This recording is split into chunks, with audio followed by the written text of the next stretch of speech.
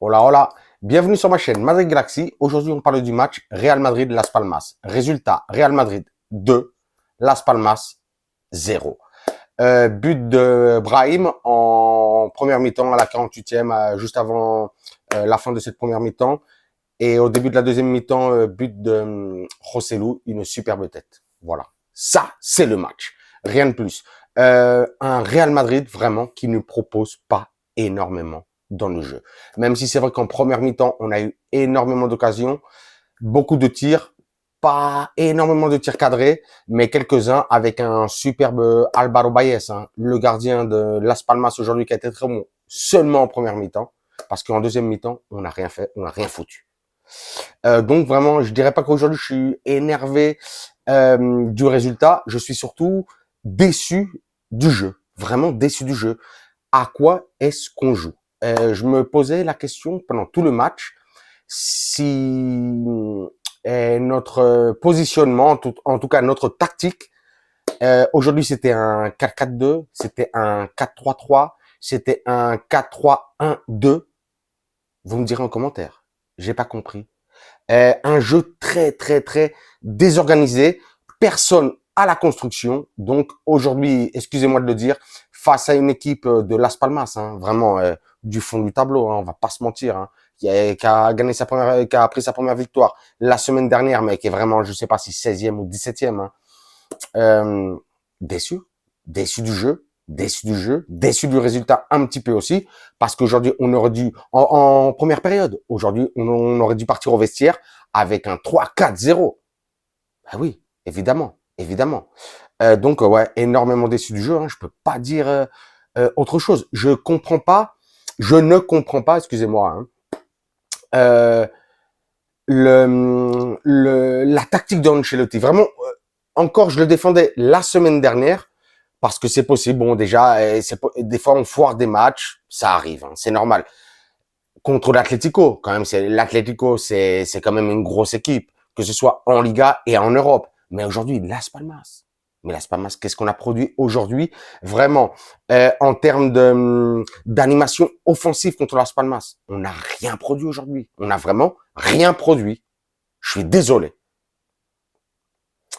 Donc, je sais pas. Je sais pas ce qui va se passer quand on va jouer vraiment contre des grosses équipes. Hein. Bah, déjà, on l'a vu la semaine dernière. Contre l'Atlético, on a pris une rouste, on a pris une gifle. Mais ça fait peur contre des petites équipes comme ça. Même si c'est vrai qu'on a énormément de possession, mais il n'y a pas de distribution dans le jeu. En tout cas, au niveau du milieu, on voit qu'il se passe rien. C'est pour ça que quand ça fait plusieurs, déjà même pas seulement cette année, même certains matchs l'année dernière, quand je vois Tchouaméni, Camavinga,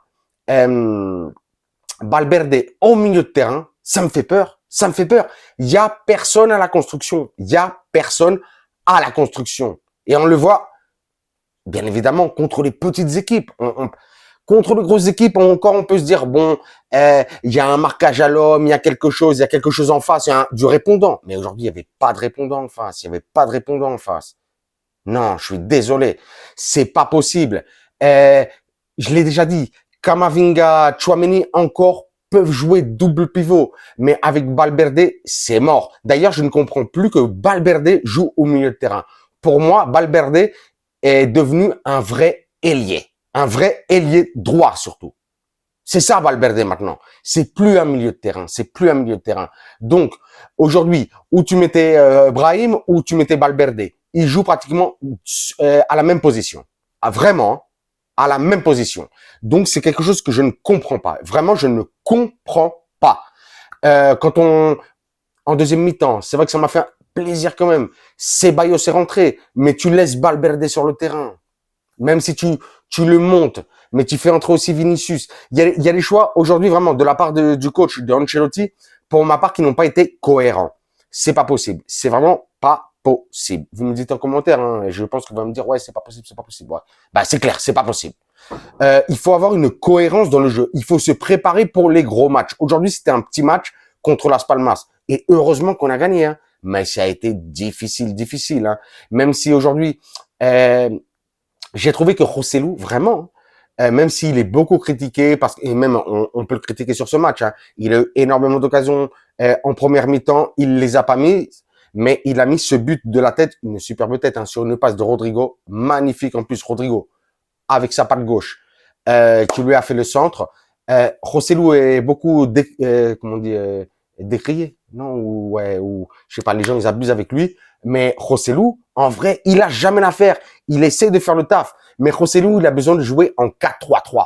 Il a besoin de ça, avec des ailiers et des latéraux qui montent. Il a besoin de ça pour justement être notre attaquant dans la surface, et notre attaquant, j'allais dire mobile, mais mobile dans la surface. On a vu énormément Joselu aujourd'hui descendre au milieu de terrain.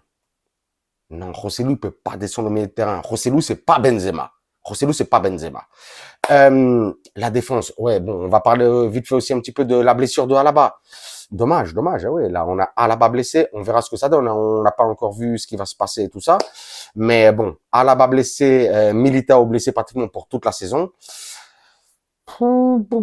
Ça aussi, ça fait peur, hein. Que des blessures, hein, depuis le début de l'année au Real Madrid. Bon, il y a aussi, dans beaucoup d'équipes, il y a des blessures, hein. On va pas se morfondre parce que c'est seulement au Real Madrid. Mais aussi, c'est emmerdant, c'est embêtant, hein. Il y a que des blessures, hein. Mais bon, aujourd'hui, Nacho, après, est repassé dans le centre.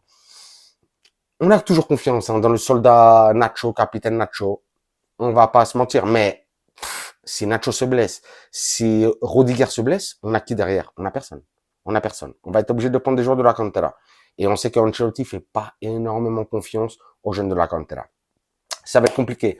Aujourd'hui, aussi pour parler un petit peu de Kepa et de Mendy, surtout Mendy qui revenait titulaire aujourd'hui. Pour moi, Kepa et Mendy, dès qu'ils touchent la balle, ils me font peur. Ils me font peur. Même quand ils réussissent des passes et tout ça, surtout Mendy, mais il me fait trop peur, Mendy. Il me fait trop peur. Je préfère Fran Garcia, même si c'est vrai que Fran Garcia, défensivement, est moins performant que Ferland Mendy. Il me fait trop peur, Mendy. Il me fait trop peur. J'en veux plus de Mendy, en vrai. Je sais pas. Je suis obligé de vous dire ce que j'en pense. Pour moi, je préfère Fran Garcia ou même Alaba à gauche que Ferland Mendy. Ça, c'est un choix. Kepa. On a vu que, encore une fois aujourd'hui, hein, regardez un petit peu les résumés du match, ou vous re-regardez le match, on accélère tout ce que vous voulez, mais Kepa au pied, c'est mort. On a l'impression que, il sait pas jouer, que un gardien, c'est vrai qu'on lui demande de jouer avec les mains, de faire des arrêts, mais il sait pas relancer. Il sait rien faire. On l'a vu plusieurs fois, que ce soit Nacho ou même Rudiger, relancer à sa place. Et ça prouve bien. Hein. Dégueulasse au pied, Kepa. Kepa, je ne comprends pas comment on a recruté Kepa. Pour moi, Kepa, c'est pas le gardien, ça ne devrait pas être le gardien du Real Madrid. Pour moi, je mettrais Lounil à la place, hein, je vais pas vous mentir. Et sinon, j'aurais signé Mamarajvili et sinon le retour de Keylor Navas. Ça me fout une rage. Quand je vois Kepa dans la cage du Real Madrid. Je vous dis pas. Aujourd'hui, c'est vrai que, comme je disais, une défense vraiment mauvaise. Hein. En plus, on l'a vu. Hein. Une défense mauvaise aujourd'hui, hein, parce que Las Palmas, c'est une équipe claquée, pétée au sol, mais ils ont pas eu pratiquement zéro occasion. Ils ont eu 2-3 tirs en deuxième mi-temps et tout ça, mais ils ont eu des situations. Et ces situations, elles ont été provoquées par nos latéraux et par notre défense. Ah oui, on n'est pas concentré.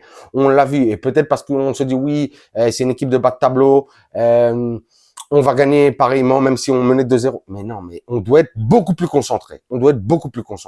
Ça le fait pas du tout. Le milieu de terrain, comme je le disais, hein, aujourd'hui, Tchouaméni, dernièrement, je lui ai un petit peu tapé dessus. Aujourd'hui, qui a pas été vraiment mauvais, mais il a besoin d'être. Je pense que Tchouaméni, justement, ne devrait pas être accompagné. Devrait vraiment jouer ce vrai rôle de numéro 5. Parce qu'il a toujours besoin de l'aide de Camavinga. Peut-être que c'est parce que c'est Camavinga, parce qu'on sent que, pour moi, Camavinga, aujourd'hui, c'était l'homme du match du Real Madrid. Encore une fois, on l'a vu, hein. Colmater les brèches en défense, que ce soit latéral droit, latéral gauche, Tchouaméni, les défenseurs centraux. mais il a été partout, en défense, au milieu. Ça a été le seul qui a essayé de construire. Il est monté énormément en attaque et il a essayé de beaucoup d'incursions, des passes filtrées, tout ça. Franchement, aujourd'hui pour moi, encore une fois de plus, Camavinga, fantastique. Comme je l'ai dit, Rodrigo aujourd'hui qui a pas été mauvais, mais pour moi, pareil. Comme je l'ai dit, le jeu du Real Madrid aujourd'hui c'était brouillon, c'était trop brouillon. On avait l'impression qu'il y avait aucune tactique, que le positionnement n'était pas formel, que aujourd'hui il n'y avait aucune consigne de Ancelotti au niveau de l'attaque et au niveau de l'équipe. Franchement, ça me fait peur pour la suite. Bon, le principal, c'est qu'on est gagné aujourd'hui contre un bas de tableau, Las Palmas. On reprend la deuxième place parce que Girona vient de gagner à Villarreal, donc leader de la Liga, Girona, deuxième Real Madrid et troisième le Barça. Ça fait plaisir. Avec le nul qu'ils ont fait hier 2-2 contre le Mallorca. Comme je disais, la semaine prochaine, nous, on va aller jouer contre Girona samedi à 18h30, heure ibérique, heure espagnole. On verra ce que ça donne. On va jouer contre le leader de la Liga, donc ça aussi, ça va être un bon test, parce que eux, franchement, on peut pas se mentir, c'est les leaders, donc gros test pour nous, gros test pour eux aussi, et on espère surtout que Vini, aujourd'hui, on a vu Vini. Je dis ça une seconde. Vini est rentré en deuxième mi-temps aujourd'hui, fantomatique. On l'a pas vu, il a rien fait, mais ça a fait quand même super plaisir de revoir Vini au Bernabeu, revenir après un mois d'absence et de blessure. Donc, on espère que Vini revienne, soit titulaire en tout cas, contre Girona samedi, et qu'il nous fasse du sale, qu'il nous montre le retour du roi. C'est ça qu'on veut. Le retour du King, c'est ça qu'on veut. Donc on verra ce qui se passe.